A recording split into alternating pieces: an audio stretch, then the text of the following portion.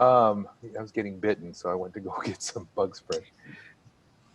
Hi, everybody. So if you're a student and you're just logging on, go ahead and put your question in the chat for Martin Durazo. Welcome to the Teaching and Socially Engaged Artists series here at Cal State Fullerton. Today's going to be moderated by an instructor, faculty member, and all-around awesome artist, Zeal Harris. And we're going to be talking to, she's going to be talking to Martin Durazo. Martin Durazo received his master's degree in fine arts from the University of California, Los Angeles. And a Bachelor of Arts degree in English and Art from Pitzer College. Durazo is the recipient of the 2012 C.O.L.A. Individual Artist Fellowship from the City of Los Angeles and a 2011 California Community Foundation Fellowship Award funded by the Getty Trust. His work was included in the inaugural 2011 SUR Biennial, and in 2010, he was the artist in residence at 18th Street Art Center in Santa Monica. He has exhibited at the Torrance Art Museum, Pulse, Los Angeles Contemporary Art Fair, Pomona College Museum of Art, MexiCali Biennial 2013, Harris Art Gallery at the University of LaVerne, White Box in New York City, ArtForum Berlin, and Art Basel Miami Beach. His work has been reviewed in Flash Art International, the Los Angeles Times, the New York Times, LA Weekly, Artweek, and Art Review. He has also been a producer for KPFK Radio, where he is regularly featured in discussion about art and social issues. Welcome so much to our series. I want to say thank you to John Spiak at Grand Central Art Center for funding the series, as well as the College of the Arts and the Association of Historic Curators. Welcome, Martin. Thank you for being here today. Thank you for having me. Thank you, Martin. Thanks for coming again. See if we can get it right this time. I don't know. So since this is like the second time that you come this semester, what we would really like for you to do to concentrate on is answering as many questions from the students that they have about teaching, lesson planning especially, and about your art. So is there anything that you'd like to share with us right now? Well, I really enjoyed myself speaking to your students the first time a couple weeks back, and I talked a little bit about my practice as an artist and juggling that with being an educator. And I don't know, I don't even remember. Did I do a tour with your class? Did I walk around the studio? I don't remember what exactly we did, or if I just did some talking and showed some images. Yeah, I think you just showed some images and did some, and I kind of interviewed you. So what I could do to jog the memory of everyone is ask a few questions now. I'll try to remember some of the questions that the students asked. I mean, they really wanted to hear about, you know, what's your favorite age group to work with? I'm just going to remind you of some of the types of questions that they asked. Like, do you have any memorable incidents that you would like to share about? Any memorable stories about teaching? Do you have any advice for teaching special needs students or classroom management? How do you get inspiration for the kinds of lessons that you create? Just for starters. Yeah, exactly. I'm like, huh? So since we're about to move into lesson planning with my class, why don't we concentrate on some sort of like refresher questions around the lesson planning? Tell us once again what your process, your procedure for lesson planning is. What's your inspiration? I'm probably the worst person to talk about lesson planning. I'm not very disciplined in terms of planning, but maybe I'm just taking for granted that I've been fortunate enough to teach the same curriculum for the past 11 years with my current position, but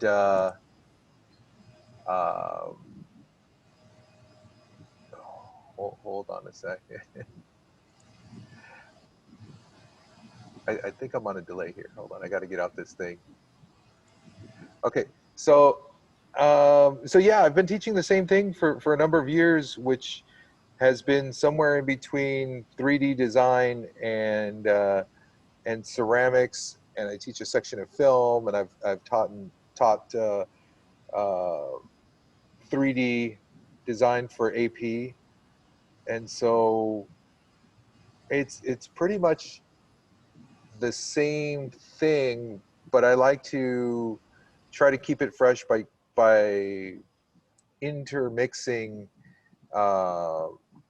content from the world, you know, things that I see, things that I think about when I'm teaching. So luckily, and I guess I would say luckily, I'm the only one teaching what I'm teaching. So while I work within a department and we definitely are always collaborating and things like that. I'm the only one teaching what I teach. So I'm free to change things as I see fit, add things, subtract things, and experiment. And I've always been very open with my students when I tell them that I'm trying something new. Especially now with distance learning, the district that I work for provided, you know, some very nice equipment. One of them's been this document camera, which is just awful. It's a pain to work with. It's made for documents. It's not for showing students how to draw. So if I get the camera working, the microphone's not working. If I get the microphone working, the document camera doesn't want to work. And then I guess it's made to work a little more in a fluid fashion with Zoom, as opposed to Google Classroom, which is what my school focuses on. But it you know, either way, it's been interesting and fun, and I just try to build on a foundation of fundamentals, and then explain to them that, especially with art, that it's not, the pressure isn't there to be someone who can draw really well. Hopefully that they'll learn to draw, but I get them starting to think about art as a language, just as another language, as English, Spanish, or Nahuatl might be. It's just another way to communicate the intangibles, you know, feelings and thoughts and emotions, and an outlet for creativity. And so we take it from there, and hopefully they can run with that and build. And I guess to finish up the question in terms of lesson planning, it's about that scaffold, about trying to use what you've been using, and then let them get that aha moment once they've figured out, okay, I can do this, now I can do this, and now I can do this, and now we're going to put it all together. So now, when you first started teaching, we got a couple questions from the students that I'm gonna get to in just a moment. Thank you, Nancy, and thank you, Adri, for posting questions. And students, you can post more questions so that we'll go back and forth between me and Mariana interviewing Martin and asking questions, and students asking questions. Where did Mariana go? She's just frozen. She's there. She's behind the still photo. We're live streaming on Facebook, so I was cross-posting, so you're tagged in all these different social media pages. Sorry to interrupt you or to. No. I was just curious. She's navigating the ship right now. In the helm. There you are. I'm back. So I was going to ask you. From what you said before, it sounded like you came into your teaching position 10 years ago or so, 12? Well, this is my 12th year with this school district. Yeah. To give you a rundown, before that, I was teaching I had a full-time position at Platt College, which is more of a vocational design school, and I worked there for a bit, but it was made for working professionals, so it had this crazy schedule. It was either early morning hours or late, so it's like always this big chunk of time right in the middle. So if you had any kind of sleep pattern, it was terrible. You were going to bed at 11 or midnight and having to be up by 5:30 to get ready by 7. So when this teaching job came along, I was like, oh, I'm going to make a shift over here, something a little more along the lines of my sanity. But before that, I worked for Montebello Unified for 5 or 6 years. And before that, I had just come out of graduate school and, was a teaching assistant there. And then before that, I worked with elementary school kids at a school called Inner City Arts. And I think even before that, I think my very first teaching job was at a Catholic high school on the east side of LA. And so when you worked at each of these places, what would you say the percentage of time that activities and or lesson plans were provided to you versus you having to make them up? This, I would say when I was with Montebello Unified, I had some help, but the pacing and all that other stuff was dictated by the curriculum and text provided.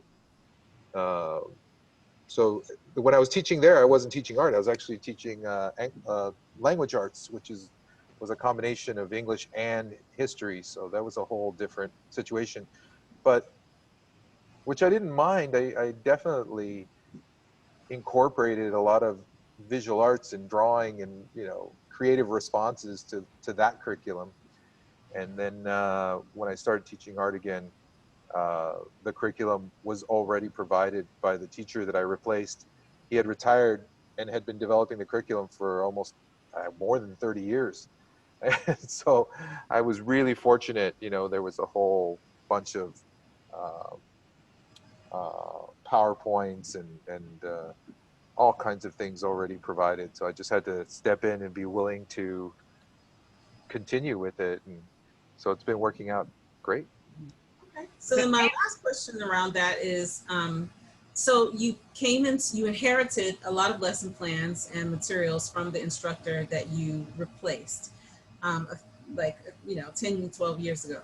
So in that time, you probably have had to develop new lesson plans. And so where do you go now for that type of inspiration if you want to create something new?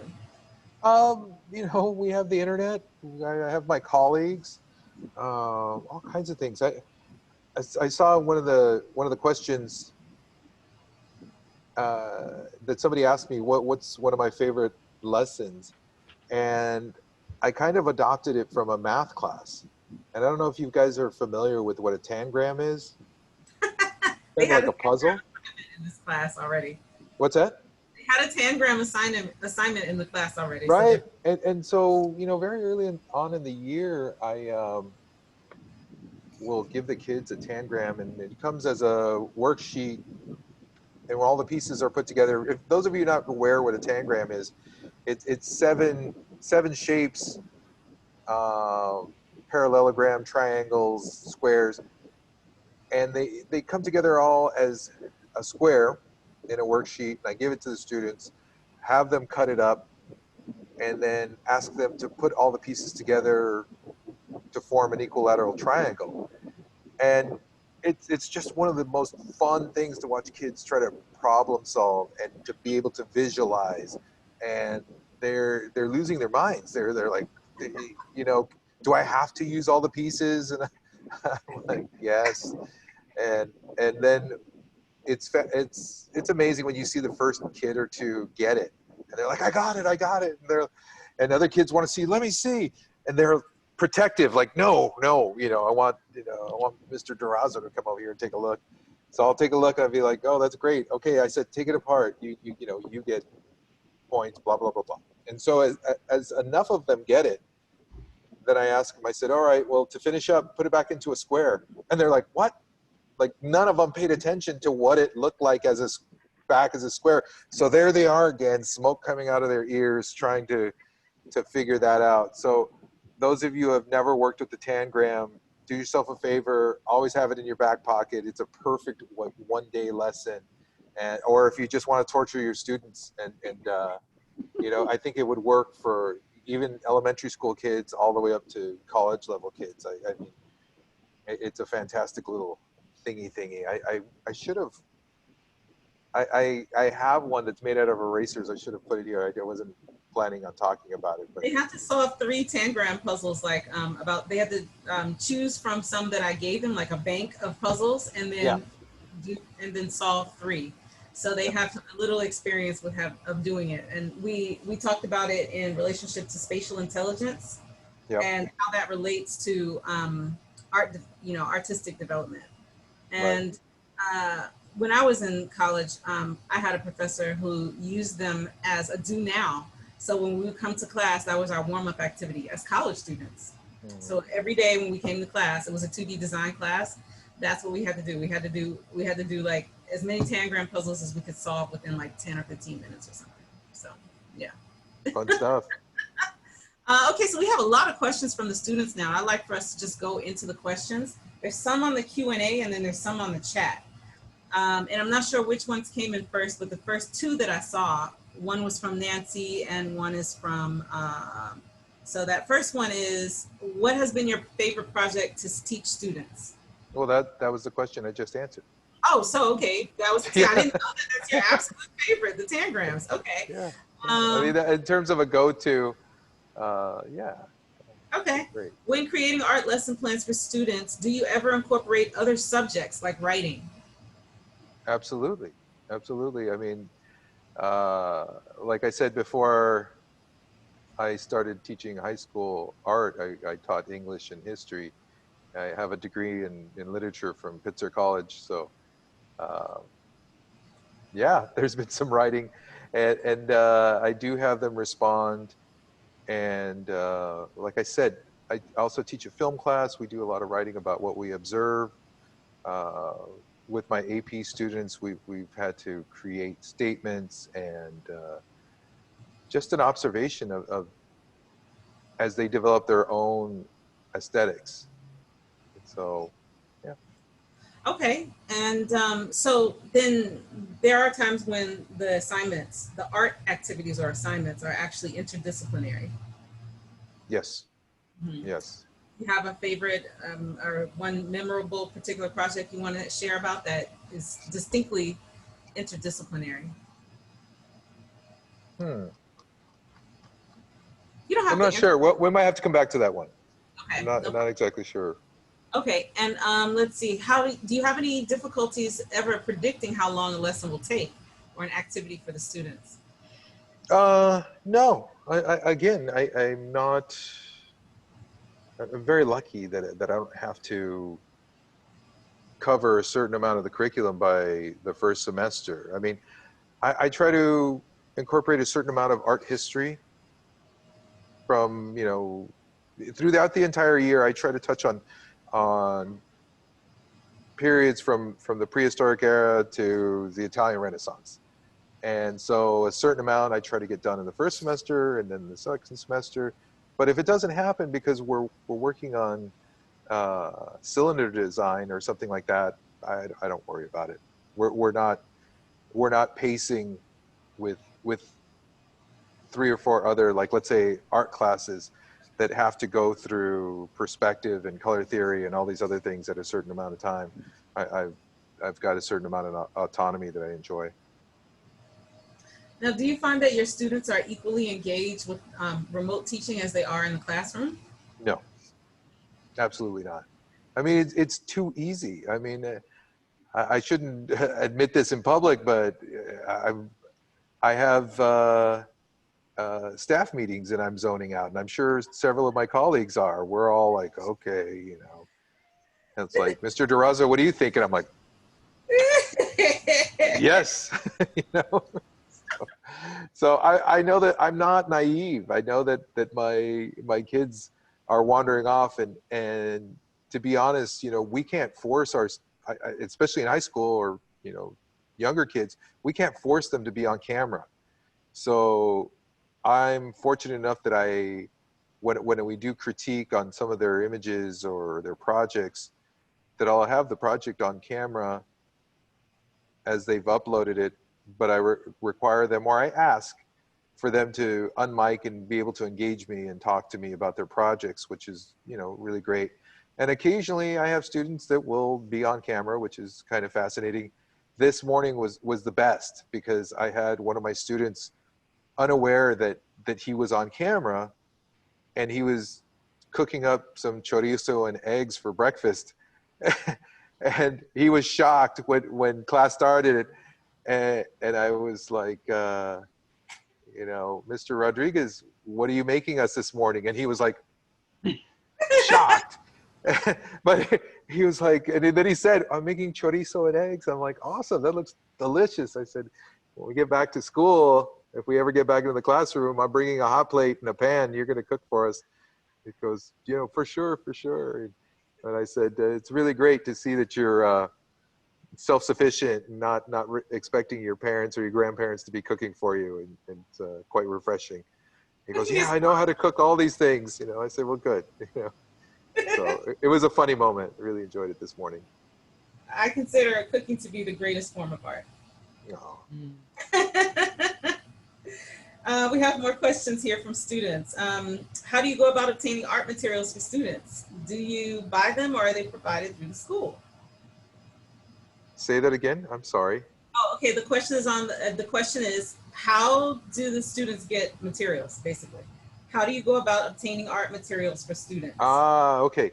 I ordered supplies, and I was very fortunate that my district coordinator and her team at the district were willing to assemble art packs, per se, with materials, colored pencils, erasers, glue, scissors, certain amount of art paper, and I picked them up from the district and I left them at the library, and so they could come after school and pick them up, you know, within the first couple of weeks.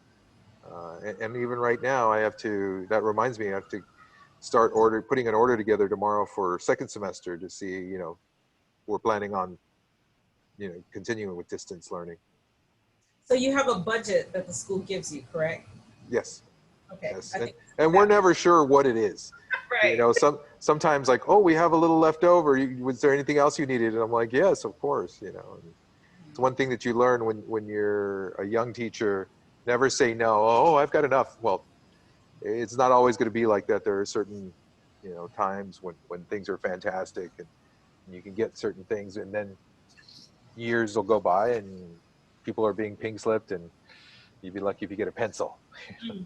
Yeah. So I've been through it. I've been through the ups and downs of budgeting, and right now we're still living off of a couple of good years, even though we're in the middle of a pandemic. But who's to say that, you know, things go a certain way, and in the next couple of years, all this borrowed money that we're surviving on is not going to be there. So, Well, that's what happened in 2007 or 8 when we had that recession, economy crash, or whatever they call it. That's kind of what happened, is that it took a couple years before the fallout was really felt in a very, very strong and pronounced way throughout the district. So when the first year, which was 2008 for me to start working at Linwood, I was pink slipped every year for the first 4 years of me being with the district, and fortunately I was rehired every year, and then you know, I was, even when I had permanent standing, I think I still got pink slipped one last time, you know, because, you know, they weren't sure what the budgeting was going to be for the next year. So they do it to be safe. And then once they figure out their budget, they figure out how many teachers they can have according to the students. all right. Well, Somebody's asking what pink slip means. It means that you're not being fired. You're basically being laid off because of budgeting. Basically, they're saying that they have to do a reduction in force based on the budget. Or let's say if there are less kids, that we had like almost like a perfect storm in 2009. Not only did we have budget cuts because of the recession, a lot of students just moved out of the school district and we're kind of going to different places. So we even had less students.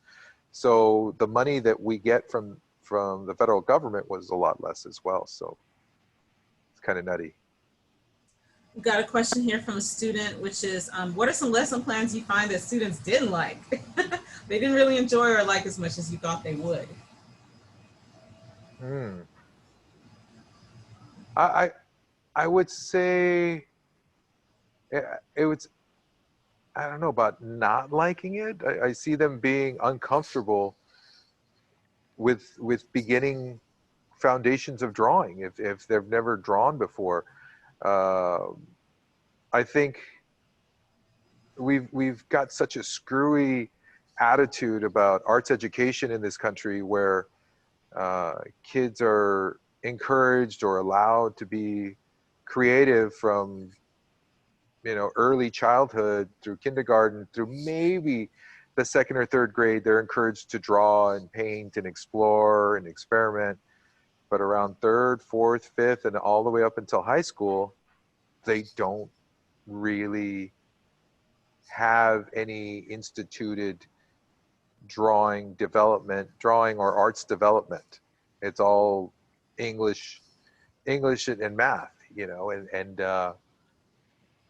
and you can see it not only for the students, but I would say the majority of teachers, even the teachers I work with now, I would say 90% of them that are not in the art department have no idea how to draw a cylinder, you know, and I don't know. You know what I mean? It's not part. What's that? In the art department. No, I said other than the art department. You know, everybody else, math, economics, science. You know, science. They're like, oh, I can't draw. I can't do this. And this idea of creativity in public education, or should I just say K through 12 education, there's not really an emphasis on creativity. You know, it's, and I understand that. I mean, we've got to learn, we have to have students learn to read and write and figure out math equations to get places and to have the tools to express themselves. But it's almost like, how can I put it? A lot of these things don't really matter if there isn't a motivation to use them.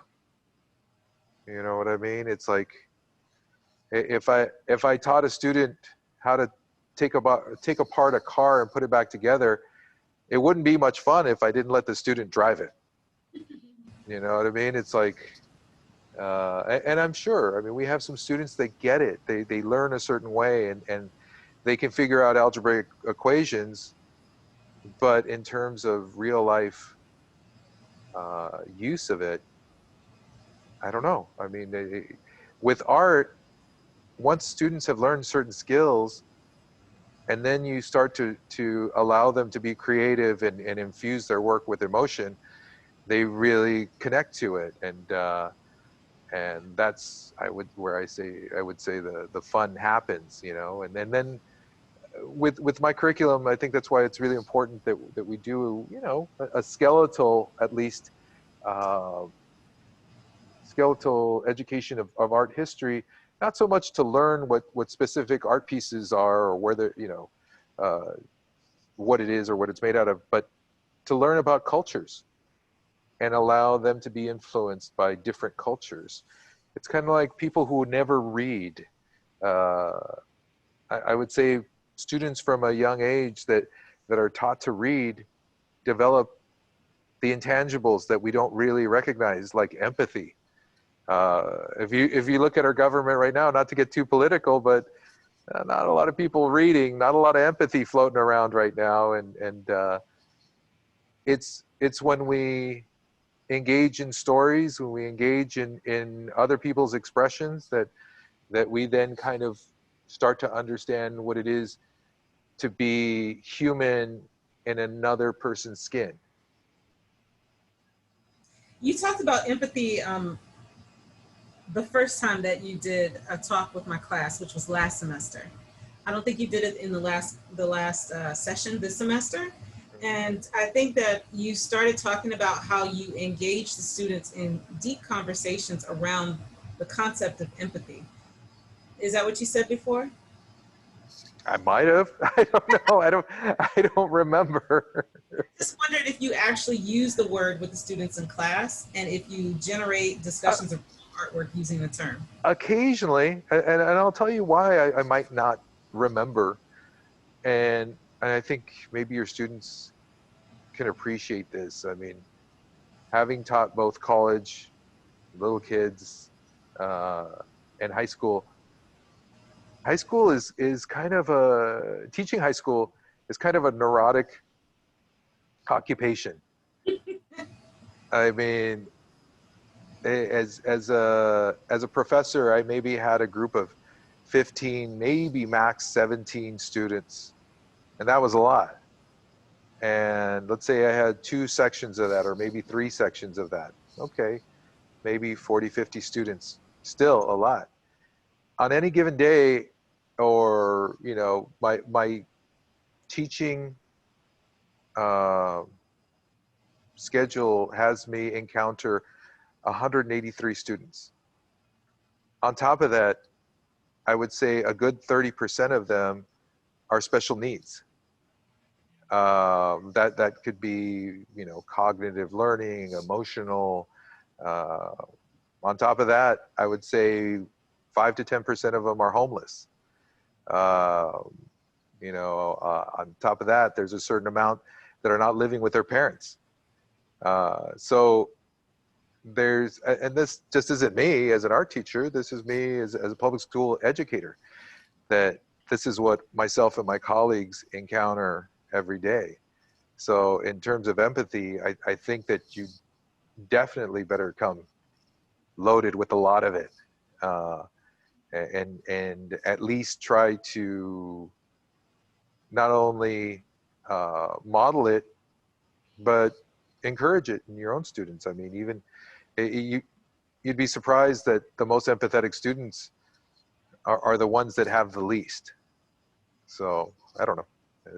Well, I also find that the students who have the most empathy are also, interestingly, often the most academically advanced as well. The most mature, the more emotional maturity they have, it tends to correlate directly to their academic abilities and their social skills sometimes, Right. and discipline in the class. It's pretty interesting how there's such a direct correlation between that, all of that. But I want to go to some other questions, because again, that's a thing we could spend a couple hours talking about. So let's see. Is there anyone in specific who's who significantly influenced your teaching style? Well, I would say my predecessor.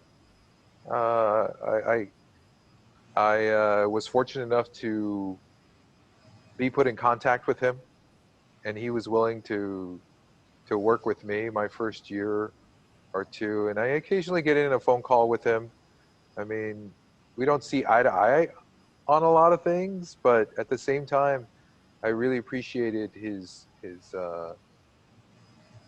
vision, and just just the structure of how he taught students, and it's helped me. We're definitely not similar teachers. We're very different from each other, but um, I still think it was good to learn from him. And then my coworkers, I would say I'm very fortunate where I'm at. I mean, we have uh, 5 of us in the art department, which is a lot. I mean, it's a big school. It's over 2,000 students. But even then, a lot of schools, even that big, maybe have 1 art teacher. So there's quite a few of us there, and we're very supportive of each other, uh, which I think is even rare at our school. I mean, we have other departments that I'm very aware of that don't get along, don't want to be around each other. We lunch together. We even now at doing distance, uh, we are constantly texting each other. This happened, that happened. We work with each other. We laugh, and I don't know how many departments in schools can say that you laugh together, and it's very human. And so we encourage each other, and definitely uh, do our best to influence each other to stay positive even when things are rough. Okay, we've got some more questions about specific art activities. So a student asked, Can I answer the question by Matthew? go ahead. Okay. It says, Martin, what is one way to get students interested in art who may not find it particularly exciting? Uh, okay, I don't want to be too altruistic with my answer, so I'll keep it very simple. I mean, there is one old saying, you know, that kids don't care what you have to teach them unless they know that you care. I mean, that's an old teaching ism, but a very I don't know, human thing to do is just to try to relate to students. Don't find out, well, why don't you want to learn how to draw this cylinder? Well, I would rather find out what they are interested in. You know, if I, like right now, we've been developing ideas for our first design, and I had them create jam boards. I don't know what if you guys know it, but it's an app that's on the Google Classroom or the Google Apps, and where you just put ideas. It's just kind of like a digital whiteboard, and you can put images and words and whatever, post-it notes, and that helps me because then I look at what their ideas are, what their interests are, and then I fold that into the lesson. I'm like, okay, so you are a Sagittarius and you like soccer and you like henna tattoos. Well, how would you put that into one project as a design? Well, all of a sudden, it's not about the cylinder and it's not about the project, it's about them. And so if you can somehow, I don't care if you're teaching math or Spanish or history, if you somehow can make the connection and make it about them, kids are they're trying to learn about themselves. They're going from being told what to do and to trying to discover who they are and what they want. So if you can kind of connect that, you've made a connection, and then hopefully you get them connected to what you want them to do in your class, and hopefully we all enjoy ourselves doing it. Yeah, I've always thought that students at that age level really they need a philosophy class, but their art teacher is like their guru usually when they are in that community, and they go to you with big questions, and they have big questions at that age. Yep. Do you want to look directly on the chat and choose some questions, Martin, or you want to go back and forth? Like your choice now. I'm sorry. That one was just staring at me. I'm not being sarcastic at all. No, me neither. I'm like, I want you to go ahead. It's got to be fun, you know. Do you use any form of incentives with your students, or is it mostly affirmation? Who said anything about affirmations? One of my favorite films to show my film class, which sometimes I get, I don't necessarily get questioned about, but it is kind of a rough subject matter. I don't know if you ever saw the film Whiplash. Me personally? Yeah. It's about a music school, a very tough music school in Philadelphia, I think it is. And it's about this instructor who is just terrorizes his students, yells at them, screams at them, throws things at them. You know, it's just kind of like, there's this great monologue. The actor's name is J.K. Simmons. You'd recognize him if you saw him. And he's talking about the difference between being good and being one of the greats. And that sometimes the worst thing you can tell a student is good job. I mean, if they're drawing stick figures and you're going, oh, good job. Well, you know, sometimes, I mean, it's hard because I like to affirm students all the time. I mean, this is high school, and yeah, if I see incremental improvements, I do try to encourage that verbally. But I don't always try to say good job. I want them to kind of come to that conclusion. Did you make the effort? Did you understand? Did you learn something? Where would you go next with this? And I'd rather have them think about that in a mature way rather than just pat them on the head and send them on their way. I mean, there are some kids that are just, I don't know, are non-starters. And those are the ones that you just kind of like, you got to get them to do something. And again, it's about, again, the questions about trying to figure out what it is, you know, trying to pick a lock sometimes. But affirmations, you know, affirmations for me come at the end of class. Hey, thank you guys. This was a lot of fun. I'll see you next class, you know, and I hope that answered that question. What about rewards? Is that more specific to use the word rewards? You know how some teachers have reward systems like stars. They're going to throw a party if the students do this. Stickers, you know, an art show, critiques, just their grade good. Like, you know, I get along with my students, and I have a reputation at my school as just, you know, being one of those teachers that you can talk to. But I'm not one of those teachers that likes to do that. I don't like parties at the end of the year. I don't, you know, make promises of this and that. I just don't. And I don't know why. I think it's just me. I like, I've coached lacrosse in the past. And my favorite thing to do, though, is to give them helmet stickers like you would in football. And that's a lot of fun. But that, for me, that's for sports. And but for high school kids, they don't really respond to stickers. They respond to having felt that they presented something that was solid and that they learned something. So yeah, that doesn't work. Occasionally I'll surprise them. I have rubber stamps that I use for my own artwork. And so occasionally if they do a write-up on something, I'll stamp it with Winnie the Pooh or something like that. And they're like, they think that I'm nuts because it looks like something that they should have gotten in the 4th grade. So, so I'm silly with it sometimes. Fun. Okay, we've got a question about IEP modifications. So basically, can you talk about some adaptations you make on assignments for students that have special needs?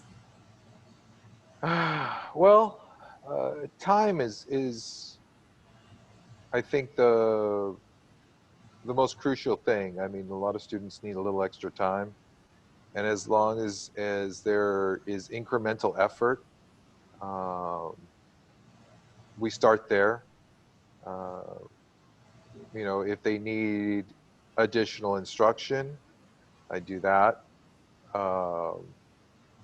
And then, I don't know, I mean, some of my students in the past physically haven't been able to hold a pencil, but they are paired with a one-on-one assistant. And so as long as their ideas are getting expressed, you know, you work around whatever hurdle there is. So I work with their case managers, and in the IEP, you're looking at what the difficulties might be, and you try to figure out when and where. I mean, a lot of those case carriers will already explain that the student needs more time, that the student will do better if they are on the left side of the classroom because they have problems hearing out of their right ear. And it's just a matter of trying to figure that out and being open to your students and just, you know, not being a total tyrant so that they can kind of say, excuse me, you know, I don't hear very well, but if I can sit closer to the front, I can see what your mouth is saying. And I'm like, oh, okay, there you go. And what about if it's more of a drastic modification? So for example, there's some classes that I've been in where the students are not able to, they wouldn't be able to do certain things. And so you just basically just give them paper and crayons and kind of let them do whatever they want? Or how do you come up with a more simplified alternate assignment? Well, again, I would say my approach to most art lessons is in a scaffold. You have to build. And so if the student is still over there struggling to make a square into a cube, well, we work on that. And we try to figure out how we can physically communicate that to them. And so I really haven't had to do this, but maybe once or twice in the last 12 years. But I remember having like an aha moment, and I had the student cut out 2 squares out of cardstock and then just kind of layer it, and then on another piece of paper kind of draw the lines to create a cube. And so it was something like that. It was like the visual kinesthetic kind of thing that they could touch something that it kind of like clicked. So, I mean, that doesn't always work, but you've got to be open to trying to experiment and see what works. And sometimes it doesn't. You know, sometimes you struggle an entire year. I had one student that just had social and emotional difficulties, and you know, I guess had been kicked out of our school, sent to another school, sent to another school, sent to another school, and basically cycled back to us. And he was an interesting character. He was a really big kid and antagonistic and would often get into fights. But as big as he wasn't a very good fighter. So it just was awful. But then it was hard not to be empathetic towards his situation, because you found out that mom was locked up, dad was dead. I don't know what happened to the grandmother, and like an aunt was taking care of him. So he definitely had all this anger. He definitely wasn't in the ideal home situation. And so his emotional development was closer to a 4th grader than a 9th grader. And he was in the 10th grade. So, you know, social promotions obviously happened quite often with this kid. They were just kind of like, he's somebody else's problem, you know. So working with him, it was just a lot of work, you know. They our school didn't know what to do with him. So I'm going to switch gears slightly on this next question from a student. She says, regarding your work at the Catholic high school, were any of your lesson plans based on religion? I'm interested because I might become a Sunday school teacher at my own church. Well, this is the ironic thing, was that when I taught at the Catholic high school, I also had gone to a Catholic high school here in LA, and it was one of our rival high schools that I got my first job at. And it was an interesting education. I was taught by a bunch of liberal, radical Christian brothers who taught us as students to question everything, including religion. And so I always carried that with me. And I taught at at the high school, mentioning that as I was maybe for 2 years only, and then I moved on. But no, I don't remember making reference to religion at all. We didn't work with. I think, you know, we did some religious paintings for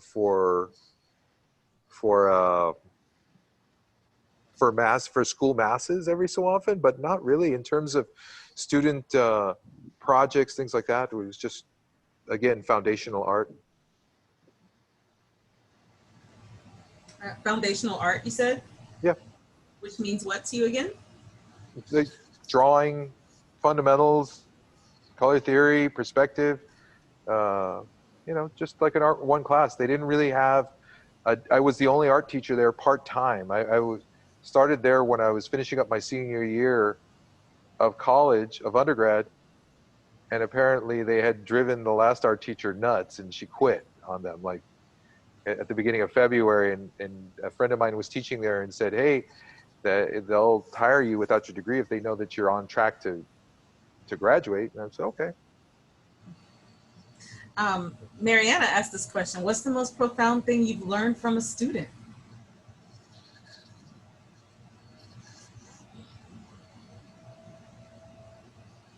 I don't know. Honestly, I don't have an answer for you. I mean, I'll have to come back to that one. If it does, it'll pop out. I don't know. I've had a lot of students teach me things, teach me about kindness, teach me about perseverance. You know, they inspire me. As I've gotten to know certain students, I'm impressed. I'm impressed that they've accomplished so much, you know, at their age. I have a student this year, and the school that I'm at Linwood High School, we have a history of having phenomenal girls basketball teams.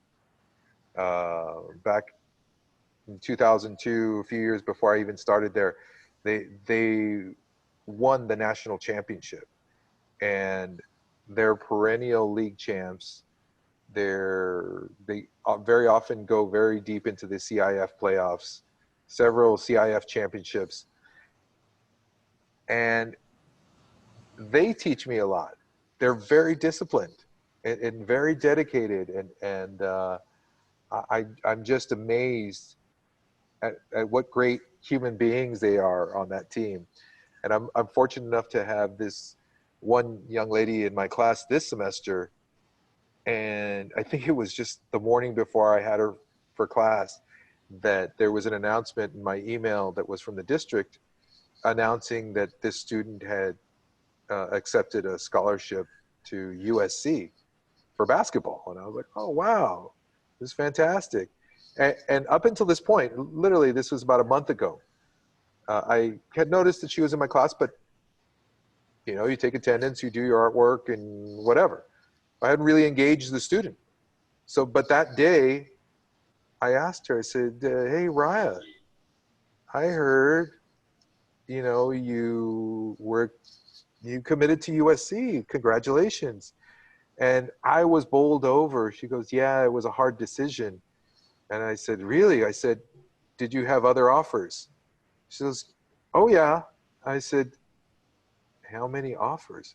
She said 32 offers, 32 Division I offers, including Oregon, Arizona, Duke, Connecticut. And I was just like, my jaw was amazing. Wow. Wow. And on top of that, you know, here's the inspiration. The most humble, wonderful, mature young lady. Wow. So there. Nice. Yeah. We've got another comment here from an audience member saying that when you taught at a certain college, you had the distinction of being the only professor ever to have perfect attendance from students. So would you like to comment on that? Was there anything you consciously did to make that happen? I think it was the dean at that college. She was very, very tough on the students, and I think scared them into coming to my classes. You're free to explain to your students what that comment just meant. I'm not doing it. Let's just say that I was very fortunate to have a great group of kids that I seemed to get along with, and it was just a very enjoyable environment. They were very, as a group, they were very upset with me when I decided to accept the position over at Linwood High. So. Okay, so I think we're getting to our last question. The question slowed down, so one just came in. Okay. And Marianne is reminding us that it's 6. So the last question here is, what's the most unconventional or random medium you've used? Ooh. Ooh. That's a great question.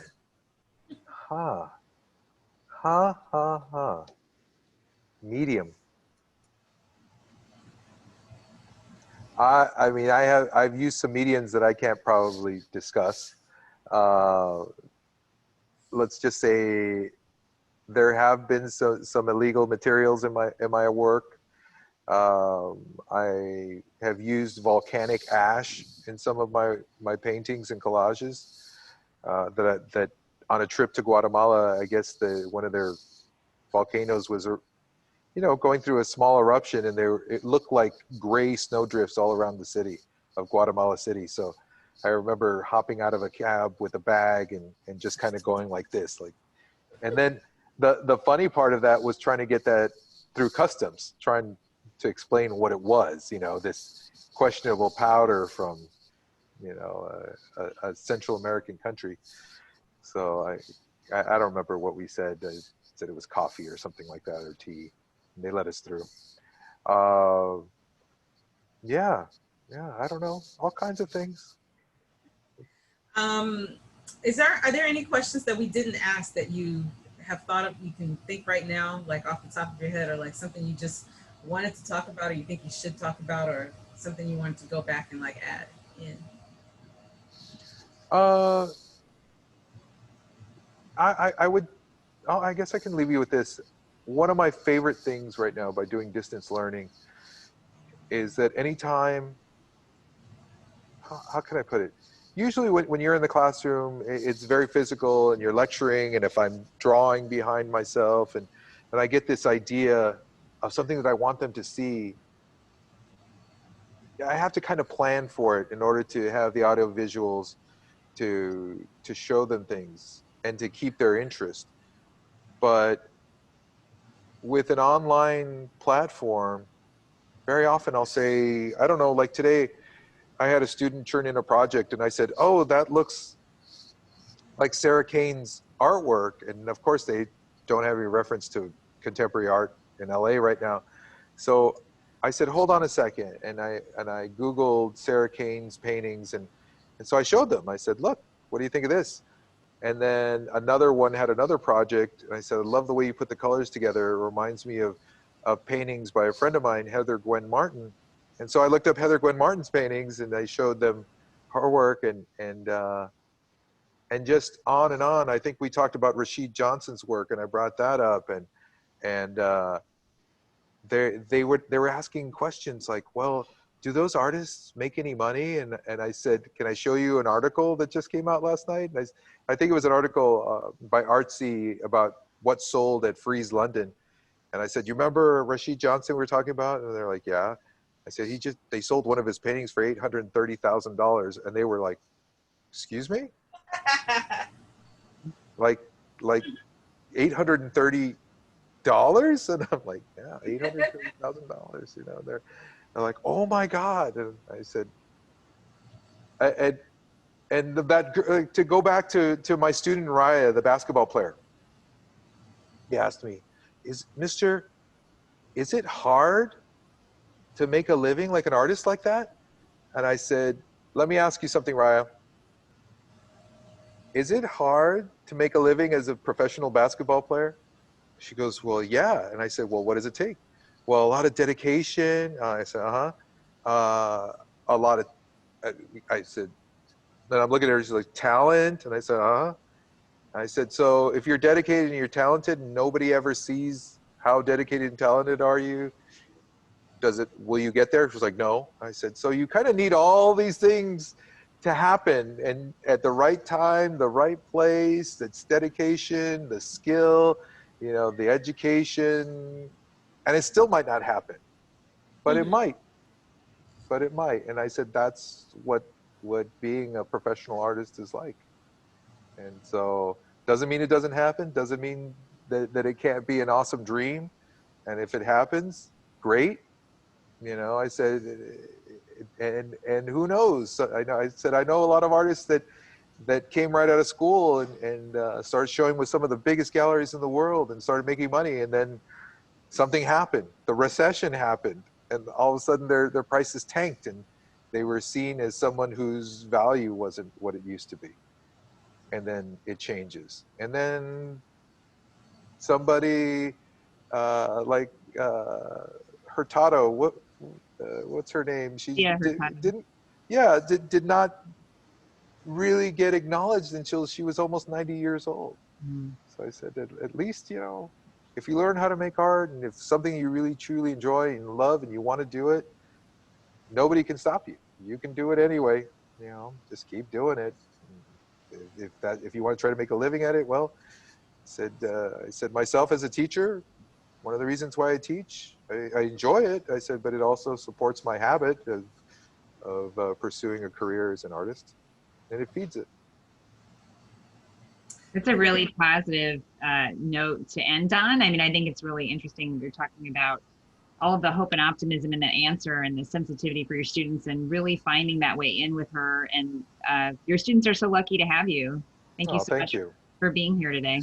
And thank you, Zeal, for inviting Martin and facilitating and asking wonderful questions and wearing a beautiful hat today. You look awesome. You look very angelic with that hat. That's what I said too. I said she looks like an angel. Okay, thank you. I thought I looked like a cotton picker, but okay, No. cool. Cotton picking angel. There you go. So I have a quick question that's not related to any of this, but Mariana, can I have my class go back to our regular Zoom? Sure, you can. Yeah, you can. Just restart it, even though you can. I can end it, and then you can go back to your regular Zoom, and you can keep teaching. All right, so I'm gonna have my students come back to the regular classroom now. Everybody else, and we're gonna say goodbye. All righty. Bye. Thank you, Martin. Bye. Thank you, All Zeal. right.